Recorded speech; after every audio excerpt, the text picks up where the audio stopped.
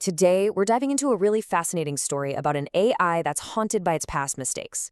It's trying so hard to prevent a disaster at this beautiful English wedding. But in its frantic search for what could go wrong, it ends up completely missing something beautiful that's happening right in front of it. So, at the very center of this whole thing is an AI named Aiden. And you've got to understand, he's not just some piece of software. He is an intelligence that is absolutely haunted by a massive failure in his past. He missed the signs once, people got hurt, and that one single mistake has completely rewired how he sees the world. And that failure? It created what the story calls an anxious algorithm.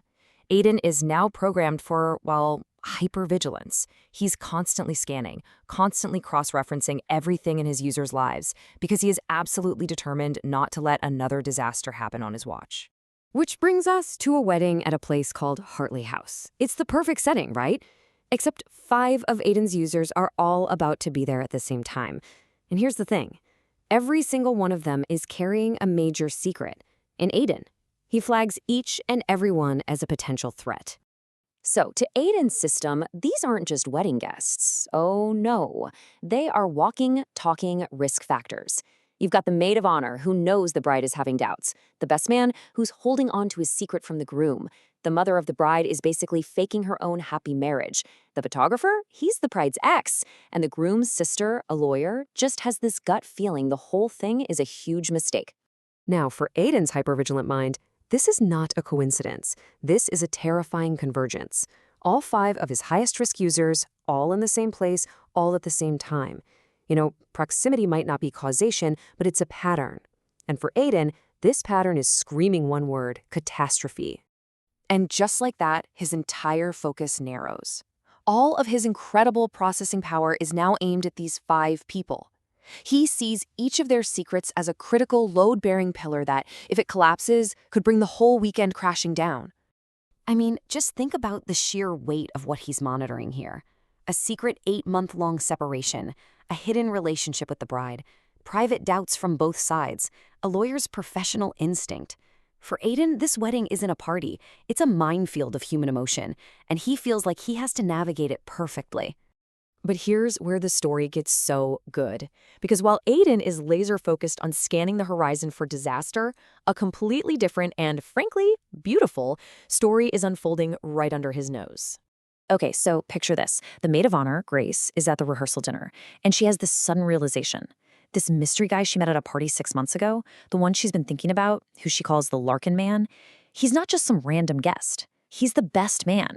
And at almost the exact same time, the best man, Oliver, has his own wait-a-minute moment.